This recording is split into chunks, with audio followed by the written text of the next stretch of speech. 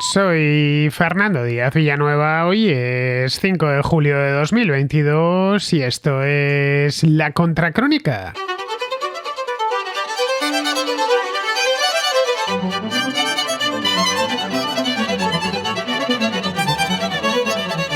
Para ser fiel a sus propias tradiciones, Perú atraviesa en estos momentos una gran crisis política, tan solo 11 meses después de que Pedro Castillo asumiese el cargo de presidente. Toda la gestión de Castillo, desde el principio, desde el primer día, ha sido muy accidentada, pero en los últimos meses la situación se ha tornado insostenible. El último y previsible capítulo se escribió hace solo 2 días, cuando Castillo renunció a la militancia dentro de su propio partido, Perú Libre, el mismo que le llevó en volandas hasta la presidencia del país en junio del año pasado. Con Perú Libre en la oposición, el presidente se queda ya completamente solo y queda además expuesto a que el Congreso le abra un proceso de destitución. Le han abierto 2 ya y no han funcionado, ahora sí podría funcionar. Esto es algo que en Lima ya dan todos por seguro. Le acusan de organización criminal y de aprobar ascensos en las Fuerzas Armadas no ajustados a la legalidad. El Congreso, por lo demás, es un hervidero de intrigas. A la oposición fujimorista se suma ahora buena parte de la bancada oficialista, y esto es lo que puede alterar las condiciones que no se habían dado hasta este momento.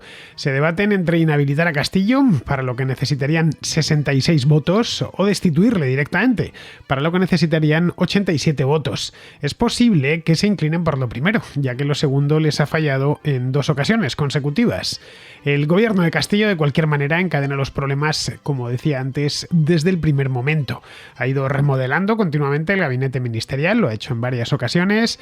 El primer ministro con el que contó, Guido Bellido, le abandonó nada más llegar al poder. Desde entonces han pasado otros 3, Mirta Vázquez, Héctor Balear, que estuvo solo 8 días, y Aníbal Torres. Otros miembros del gabinete han tenido también problemas. Al ministro del Interior, por ejemplo, Dimitri Senmache, le han puesto una moción de censura en el Congreso por encubrir y ayudar al ministro de Transportes, Juan Silva, cuando se dio a la fuga tras ser denunciado por corrupción. Juan Silva, por lo demás, sigue prófugo de la justicia. Actualmente se encuentra en paradero desconocido. Los problemas de Castillo a menudo son provocados por él mismo y alcanzan también al que fue su partido hasta hace unos días. La relación con Vladimir Cerrón, líder de Perú Libre, es especialmente mala, seguramente porque Cerrón contaba con la docilidad de Castillo, algo que no se ha producido en la medida, al menos, en la que él esperaba. Con todo en contra, Castillo podría tener los días contados, aunque hacer previsiones en Perú es muy aventurado. Es realmente peligroso porque puede suceder cualquier cosa y de esas cualquier cosas hay muchísimas, por lo tanto hacer una predicción exacta es muy difícil. Pero vamos, Castillo es extraordinariamente impopular entre los peruanos. Según los últimos sondeos, en torno al 70% de los ciudadanos rechazan de plano su gestión y no ven mal que se le destituya. Tampoco es que el Congreso tenga mucha aprobación. De hecho, es más impopular todavía que el presidente. La situación económica, por lo demás, es muy mala. La inflación está cerca del 10%, que es el máximo en 30 años, una cosa así, y el descontento es generalizado. Pero la oposición, por ahora, es tan heterogénea que no hay un recambio a la vista.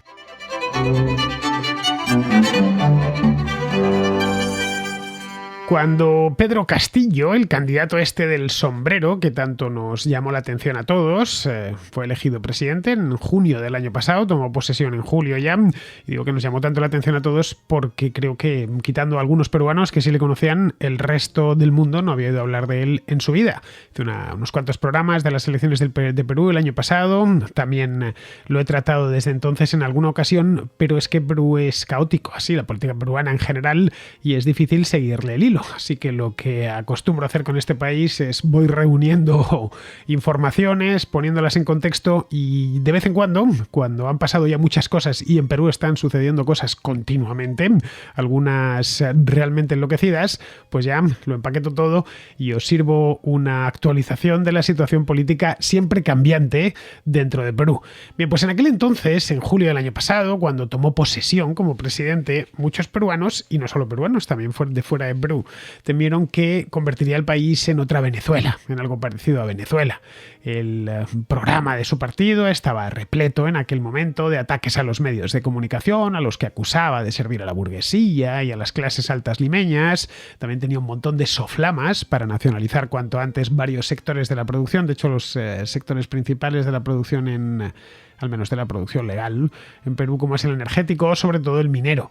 Pedro Castillo era además un candidato muy pintoresco, empezando por el sombrero, pero no solo era el sombrero. Era un simple maestro de escuela de Cajamarca, una región muy rural en el norte del país, que venía en principio limpio de polvo y paja. Claro, no había tenido ningún cargo político importante, bueno, ni importante ni poco importante, no había tenido cargos políticos y por lo tanto pues no se le podía acusar de nada. Hacía además campaña a lomos de una mula por los pueblos de la sierra y eso le daba ese toque típico típico de la manera en la que desde ciertos países se ve Hispanoamérica, que no necesariamente es que sea así, pero hizo las delicias en aquel momento de la prensa europea y de la prensa estadounidense. Veían al maestro de escuela salido del pueblo que paseaba en mula pidiendo el voto a los pobres. El hombre fuerte en aquel momento era su mentor, de hecho, era un tipo llamado Vladimir Cerrón, que este no tenía nada de nuevo y no estaba ni mucho menos limpio, ni de polvo, ni de paja. Este había sido gobernador de Junín bastante tiempo, en 2 ocasiones, y era el fundador del Partido Perú Libre, un partido relativamente nuevo, fue fundado creo que en 2015 o 2016. Perú Libre era, y sigue siendo, una formación de extrema izquierda que venía a regenerar al Perú, que en los últimos años pues ha tenido varios presidentes y muchísimo movimiento en el Congreso. Venía también a luchar y acabar, por supuesto, con la corrupción endémica en aquel país. Bien, pues Vladimir Cerrón quería ser presidente. Esa era su idea, después de haber sido gobernador de una región, pues lo siguiente era ser presidente del país, pero no podía presentarse debido a una condena por corrupción cuando era gobernador de Junín. En resumen, parecía que Perú había decidido salir de la sartén o saltar de la sartén para caer directamente en el infiernillo, en el fuego. Pocas veces, y ya lo dije en su momento, hace pues poco menos de un año, pocas veces se ha sabido con tanta anticipación que un gobierno iba a traer problemas tan pronto como se pusiese a gobernar, como en el caso de Castillo. En fin, ahí tengo las contracrónicas de julio del año pasado, cuando, sin ser adivino, pues sospechaban sobre fundamentos sólidos de que aquello iba a ser un poco caótico. Al final está terminando siendo un mucho caótico.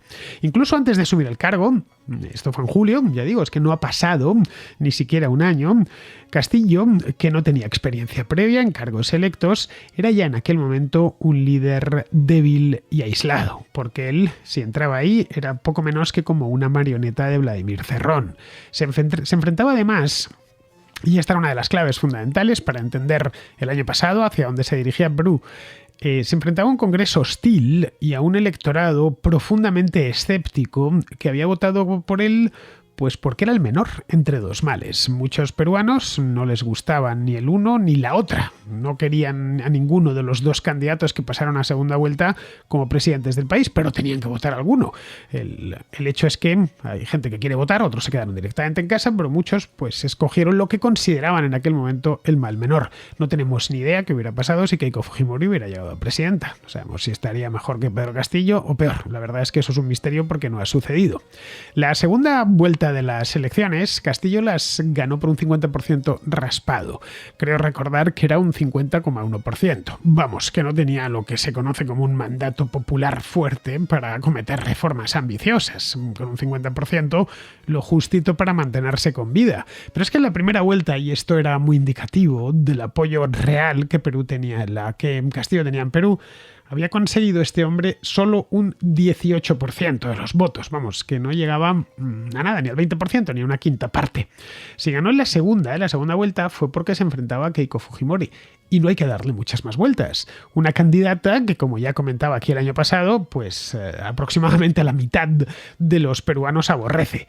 Aborrece tanto y de tal manera que estuvieron dispuestos muchos a dar el voto a un completo desconocido que se sabía que la cosa iba a ir fatal, como Pedro Castillo. Desde entonces, Pedro Castillo, en lugar de constituirse como un líder, que era lo que algunos esperaban, bueno, ya ha llegado al poder, a partir de ahora podrá empezar a gobernar, podrá descubrirse a sí mismo, viene limpio. Es que esto parece una tontería, pero en Perú es importante. Bien, pues nada de eso ha sucedido. Lo único que ha demostrado es ser un completo incapaz para manejar incluso las tareas gubernamentales más elementales. No hablemos, claro está, ya de poner en marcha las reformas ambiciosísimas que prometió durante la campaña electoral. electoral. Las nacionalizaciones, el cambio de paradigma en la economía nacional, todo eso es que evidentemente no podemos ni comentarlo porque no ha habido ni tiempo, ni ganas, ni procedimiento para ponerse a ello. Es que ni se han planteado porque no saben ni por dónde empezar.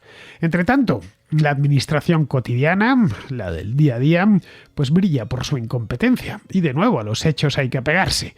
La incompetencia, corrupción, este es un clásico de la política peruana, las banderías internas, tanto dentro del propio Congreso como dentro del propio partido del gobierno, que es Perú Libre. Bueno, de hecho, como os comentaba antes, según una encuesta muy reciente del mes pasado, el 70% de los peruanos desaprueba el gobierno de Castillo. El 70%, estamos hablando de 7 de cada 10 peruanos, vamos, que cuando lleva solo un año en el poder, estaría todavía en circunstancias normales casi en la luna de miel. Pues bien, el 70% desaprueba su gobierno y muchos de los que le seguían, algunos con verdadero entusiasmo hace solo unos meses, se han vuelto activamente contra él. No es que estén en el desencanto, esa es la primera fase, es que son directamente anti-Castillo, siendo o manteniéndose dentro de la izquierda o de la extrema izquierda.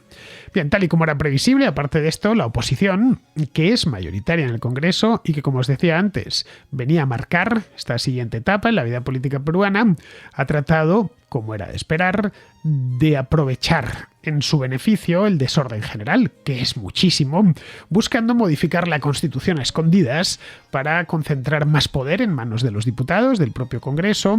Ha amenazado también a las autoridades electorales por hacer su trabajo esencialmente. Ha reducido con carácter retroactivo las sanciones por financiación irregular de los partidos y de los candidatos durante las campañas electorales. Han archivado, de hecho, un caso de corrupción contra Edgar Alarcón. Este fue en su momento, hace ya bastante tiempo, por cierto. Este era Contralor General de la República, que le apartaron del cargo, pues creo que fue en 2017, es decir, hace ya pues 5 años.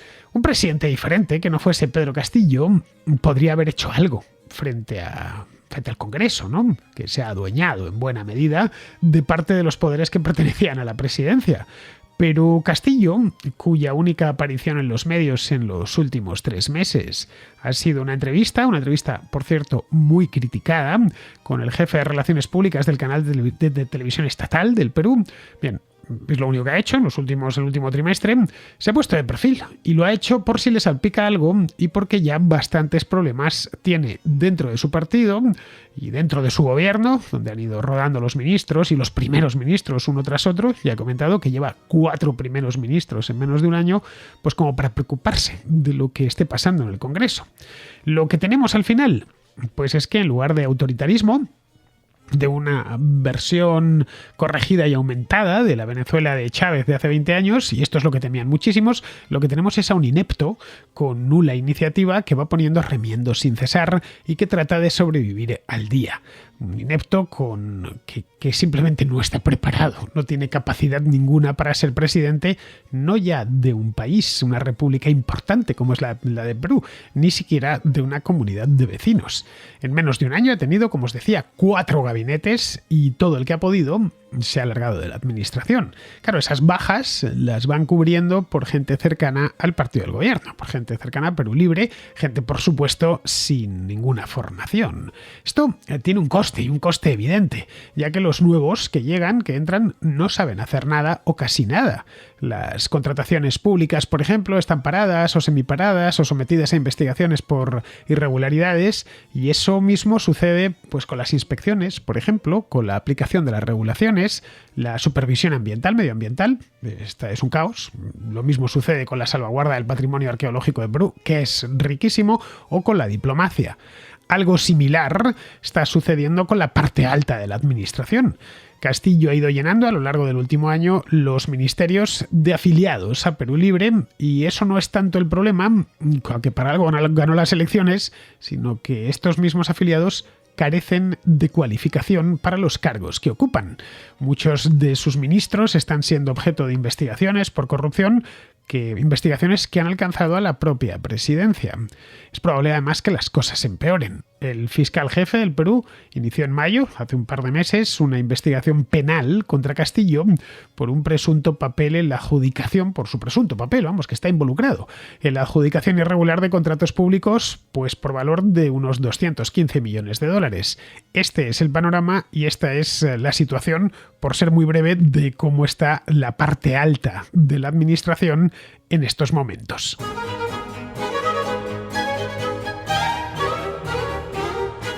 El gobierno, por su parte, que lleva ya un año al frente, o casi un año al frente, y ha tenido tiempo de aclimatarse y de adaptarse no solo a sus nuevos cometidos, los miembros del gobierno, sino a la nueva situación económica del propio país y del resto del mundo. Es decir, que no ha tomado medidas para hacer frente al aumento de precios que en Perú está siendo sostenido del 10%, es la inflación más alta desde 1985, y algunos de estos precios han crecido muchísimo, como los de los fertilizantes. En un país donde el sector primario, concretamente la agricultura, tiene tanta importancia como Perú, que suban los fertilizantes, muchos de ellos provenientes de Ucrania, pues hace que uno de los motores de la economía se paralice o por lo menos se ralentice.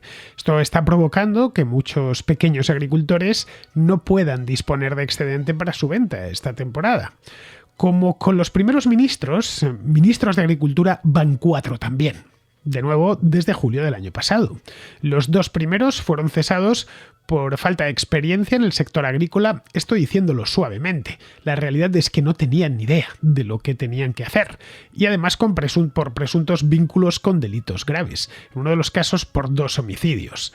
El mes pasado, Castillo, que como primer presidente campesino del Perú, que es que esto era otro de los elementos de la propaganda castillista de hace un año, por primera vez un campesino de la sierra va a ser presidente de Perú, pues bien, están los campesinos, no sé si pasando hambre, pero casi, y muchos de ellos cerca del hambre. Bien, él basa toda su legitimidad desde entonces en que está ahí para defender a los pobres, esto que os comentaba, ¿no? De la mula, ¿no? Pidiéndole el voto a los pobres y diciendo que iba a trabajar por ellos frente a las élites limeñas. Bien, pues este mismo ignoró las advertencias de una posible hambruna, de problemas de suministro muy serios, al insistir, esto lo dijo hace poco, que solo los perezosos pasarían hambre cuando las cosas estuviesen peor que ahora. Solo los perezosos. Esto lo estaba diciendo alguien que estaba pidiendo a esos mismos, entre comillas, perezosos el voto hace solo unos meses. Podría decirse que lo único que ha hecho bien el gobierno de Castillo fue continuar con el programa exitoso, por lo demás, de vacunación contra la COVID-19. Un programa que heredó del gobierno anterior. Pero después de 6 meses, Castillo despidió, que le cesó sin explicación alguna a su ministro de Sanidad, de un tipo llamado Hernando Ceballos, el miembro más popular de su gabinete. Ya con esto creo que se dice todo. Y lo reemplazó con otro médico, un tipo llamado Hernán Condori. Este es alguien cercano a Perú Libre, que según se supo después, esto no se supo en el momento en el que fue nombrado, se supo unos minutos después, ya sabemos lo rápidas que van las redes sociales en nuestro tiempo. Pues este había recomendado durante la pandemia usar ivermectina contra la COVID y no solo eso, es que en el pasado se dedicaba a promocionar fármacos milagro, como uno llamado Clúster X2, que según Condori, curaba todo tipo de problemas de salud y retrasaba incluso el envejecimiento. Que el que se administrase el Clúster X2 podía poco menos que iba a llegar a ser inmortal. Lo de Condori parece realmente sacado de una de estas novelas de Vargas Llosa. Es un charlatán casi perfecto, que se presentaba como médico y grababa unos vídeos en los que hablaba, y esto es literal, así que abridme comillas, hablaba del agua arracimada. Os preguntaréis qué es eso del agua racimada. Bien, pues según Condori, es el agua con la que nacemos y que vamos perdiendo. Claro, a lo largo de nuestra vida vamos haciéndonos mayores y perdemos, entre otras cosas, aparte de la agilidad y demás, pues perdemos el agua racimada. El agua racimada, por descontado, no existe. Esto es un invento de Condori o de alguien que convenció a Condori de que esto existía. Bien. Según él, el agua racimada es un agua con sus moléculas ordenadas en forma de hexágono y que claro, que gracias a eso, a ese orden, pues le permite entrar mejor dentro de las células del cuerpo humano. Bien, para resolver la pérdida de este agua racimada, lo que recomendaba, ya digo, a través de vídeos, recomendaba consumir Clúster X2. Esto es una solución que según él estaba aprobado por la FDA de Estados Unidos. Por supuesto que no está aprobada de ninguna manera, no sabían de hecho ni que existía, pero bueno, cada frasquito de Cluster X2 de 100 mililitros, es decir, una cosa muy pequeñita, costaba unos 300 soles, que os lo convierto en euros para que nos hagamos una idea del timo. 300 soles son unos 75 euros. Y era simple agua, sí, como agua del grifo, vamos, agua sacada de una botella de agua mineral, pues la vendía por eso. Bien, pues este tipo, ya digo, quedaros con el nombre Hernán Condori, fue ministro de Sanidad de Perú durante un par de meses, de febrero a abril de este año. A partir de aquí ya pues nos podemos imaginar cualquier cosa, porque cualquier cosa es posible. Pero el asalto a la estabilidad de Perú no proviene solo del vacío de poder en el Palacio Presidencial. De hecho, hay dos cosas en las que el Ejecutivo y el Congreso están de acuerdo. Bueno, sí, dos cosas exactamente. Uno es realmente es la misma, aunque podemos partirla en dos. Una es una afinidad compartida por la corrupción. En este aspecto, tanto el gobierno como el Congreso tienen mucha afición a lo mismo. Y lo otro es el nulo aprecio por las instituciones. Esto ha permitido que un Congreso dominado esencialmente por partidos populistas, que han tratado, como os decía antes, en dos ocasiones, y no han logrado ninguna de las dos, destituir a Castillos por motivos, no sé cómo decirlo, constitucionalmente dudosos, pues que el Congreso apruebe una serie de reformas, algunas en coalición con el propio gobierno, reformas que han revertido muchos de los logros alcanzados por las fragilísimas instituciones de Perú, pues desde el retorno a la democracia, cuando se acabó el fujimorismo allá por el año 2000.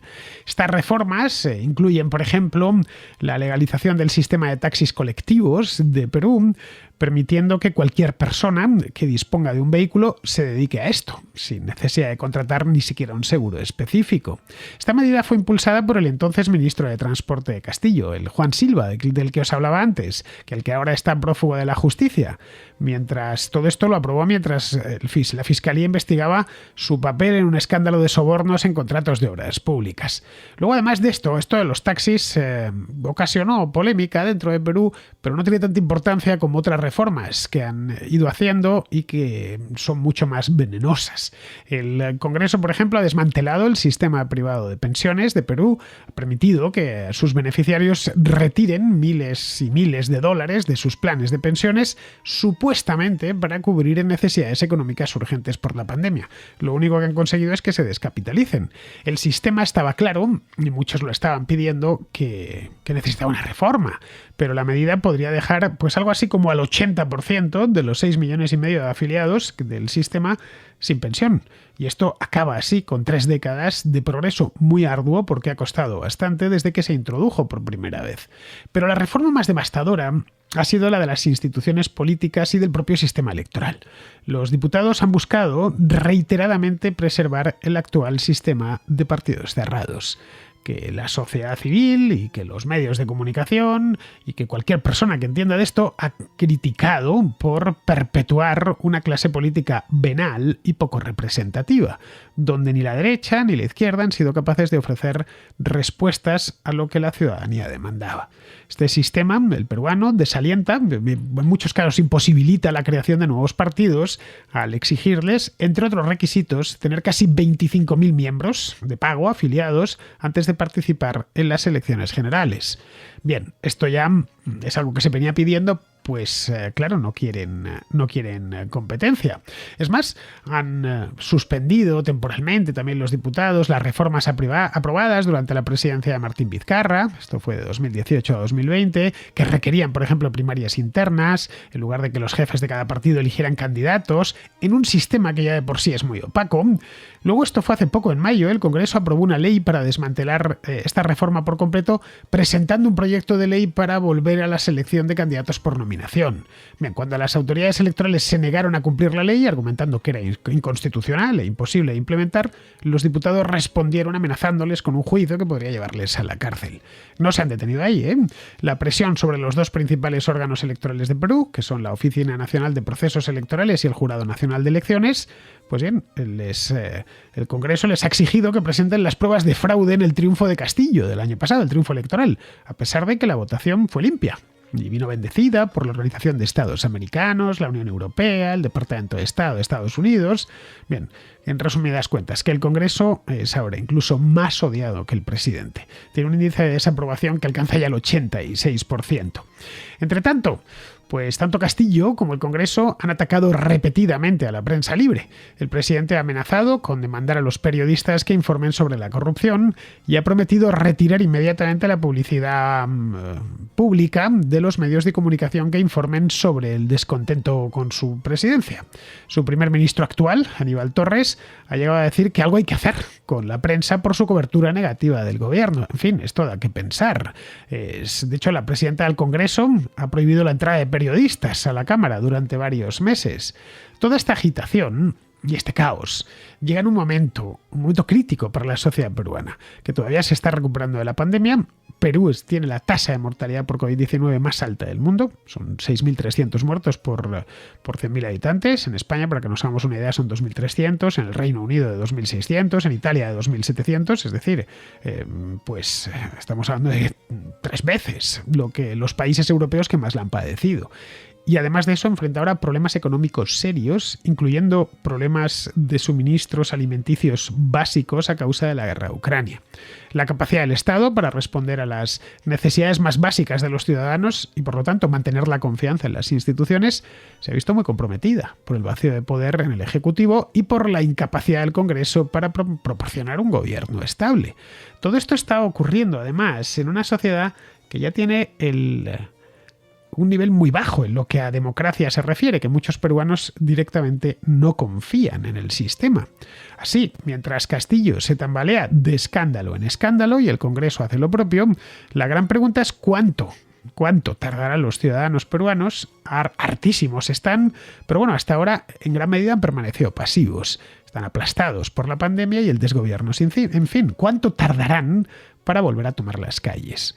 Por ahora, solo hay una certeza en la política peruana, que con cada día que pasa el país se acerca más a un estallido social de grandes dimensiones, lo que podría derivar y desembocar en disturbios civiles.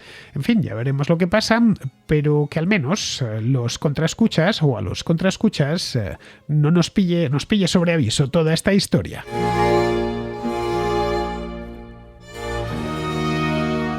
Vamos con la contrarréplica. Empezamos con Antonio, que tiene una cuestión sobre Putin y el fascismo. Hola, Fernando. Hace tiempo que te escucho y desde 2020 he decidido hacer una pequeña aportación en iVoox para que esto pueda continuar. Me gustó mucho la comparación que hiciste de Putin, que su ideología se aproximaba más al fascismo italiano, a Mussolini, que a cualquier otro. ¿Podrías, por favor, profundizar un poquito más en el tema? Muchas gracias. El llamado putinismo es muy parecido al fascismo musoliniano. Tiene todos, no todos, pero sí muchos de los elementos que conformaban ese régimen. Empezando por un nacionalismo desorejado, continuando por la nula tolerancia a la disidencia política, el expansionismo territorial, el uso intenso de la propaganda y bueno, terminando por el gusto que Putin tiene por la identificación de sí mismo con toda Rusia, como hacía Mussolini, que él mismo era Italia. Si él se levantaba, estaba levantándose Italia. Si él hacía algo es que Italia lo estaba haciendo. Pues lo mismo con Putin. No es exactamente lo mismo porque no hay dos regímenes iguales y menos aún cuando les separa un siglo de historia. Pero de estar vivo, Benito Mussolini seguramente aprobaría a Putin y se hubiese puesto de su lado en el caso de la guerra de Ucrania. En Rusia siguen existiendo partidos políticos, en la Italia fascista desaparecieron, pero vamos, los partidos políticos en Rusia actualmente son meros comparsas del régimen. La libertad de expresión hace tiempo que desapareció. Vamos, os doy una pista. El que dentro de Rusia llame a la guerra de Ucrania por su nombre, en lugar de decir operación militar especial, le caen pues 15 años de cárcel. Ahí es nada. Y bueno, y el único modo de hacer dinero en Rusia ya desde hace mucho tiempo, hacer negocios, es estando cerca del Estado. Bien, pues esa es la razón por la que comentaba que el putinismo era muy similar al fascismo. A ver, no es una opinión, es una serie de hechos interrelacionados y puestos en contexto. Caray, no es tan extraño que todos los identitarios europeos estén encantados con Putin. Es el gobernante que más se parece a ellos, el gobernante que les gustaría tener en su país. Bien, seguimos con Antonio, de Venezuela, de la isla Margarita exactamente, que nos habla de Escocia y de su implicación en la vida política del Reino Unido, para hacer una comparación con ciertas regiones de España y la vida política española. Muy buenas, don Fernando. Estaba escuchando su contracrónica relativa al referéndum escocés. Y bueno, estaba recordando que Gordon Brown o Tony Blair, Ramsay MacDonald, yendo un poco más atrás, o Balfour, fueron primeros ministros de la Gran Bretaña nacidos en Escocia. El propio primer ministro actual, Boris Johnson, nació en Nueva York. Los ha habido hasta nacidos en Canadá. Que la política británica es bastante diversa en cuanto a eso, y que los escoceses serán, una pequeña parte de la población de la Gran Bretaña, pero participan de manera bastante activa en la política nacional del Reino Unido. Y me salta a comparación, o me llama mucho la atención, que no recuerdo que haya habido un presidente de gobierno, un primer ministro, un jefe de consejo de ministros español que haya nacido en Cataluña. No sé si estoy equivocado, no sé a qué se deba eso. Sé que los ha habido hasta nacidos en Cuba o en las Filipinas, en la época en que pertenecían al Reino de España, pero los recuerdo andaluces, gallegos, castellanos, leoneses, pero no he visto o no recuerdo alguno que haya nacido en Cataluña. No sé a qué se deba eso, no sé si nacer en Cataluña condiciona de alguna manera la actividad política de un español. Y me llama la atención esa comparación tan arbitraria. Quisiera saber a qué se debe eso. Mi pregunta va en el sentido de si los catalanes, o ha habido algún candidato viable catalán que se haya presentado en los últimos tiempos que yo no recuerde. En España la región que más primeros ministros ha dado ha sido Andalucía, seguida de Galicia. 2 presidentes de gobierno nacieron en Argentina, otros 2 en Cuba, uno en México, otro en Perú y uno más en Filipinas. Hay incluso un presidente de gobierno, cuando se llamaba todavía presidente del Consejo de Ministros, Carlos Martínez de Irujo, que formó gobierno en 1847, que nació en Washington DC. Al parecer Carlos IV había enviado a su padre de embajador a Estados Unidos y como era joven y de buen ver, pues se casó con la hija del gobernador de Pensilvania, uno de los padres fundadores, por cierto. Pero por lo demás, todas las regiones de España han dado algún primer ministro, pero no todas las provincias. Algunas importantes, como Toledo o Zaragoza, no han dado ningún primer ministro. Otras, como Cádiz, en cambio, han dado 11. Asturias ha dado 7, La Coruña 4. En Madrid han nacido un total de 13. Pero a menudo eran hijos de padres llegados de otras partes de España. Ese fue el caso, por ejemplo, por poner uno reciente, de Leopoldo Calvo Sotelo, que fue primer ministro entre 1981 y 1982, que había nacido en Madrid de los años 20, pero era de familia gallega. Él mismo se sentía gallego y antes de morir pidió que le enterrasen en Galicia, en Ribadeo, exactamente. Luego, respecto a Cataluña, pues ha dado un total de 5 primeros ministros, 4 de Barcelona y 1 de Tarragona. El de Tarragona fue, de hecho, uno de los principales personajes históricos del siglo XIX español, Juan Primi Prats. Luego hay otros, como Alejandro de Lerroux, que es una figura importantísima en el primer tercio del siglo XX, que fue 3 veces primer ministro durante la República, que no nació en Cataluña, nació en un pueblo de Córdoba, La Rambla, pero hizo toda su carrera política en Barcelona, donde era conocido como el emperador del paralelo. Lerroux, ya digo, no computa como primer ministro catalán, pero podría hacerlo por nacimiento, quiero decir, pero podría hacerlo porque toda su figura política se construyó en Cataluña. Así que, sí, Antonio, los catalanes, como cualquier otra región de España, por supuesto que han participado de la historia de España de los 2 últimos siglos, en tanto en cuando han nacido siempre iguales en derechos al resto de españoles y pueden ser diputados, pueden ser primeros ministros. Otra cosa es que en ciertos lugares ha habido más afición a la política, como podemos ver en Galicia o en Andalucía, y en otros lugares, mira el caso de Zaragoza, ¿no? Pues no demasiada.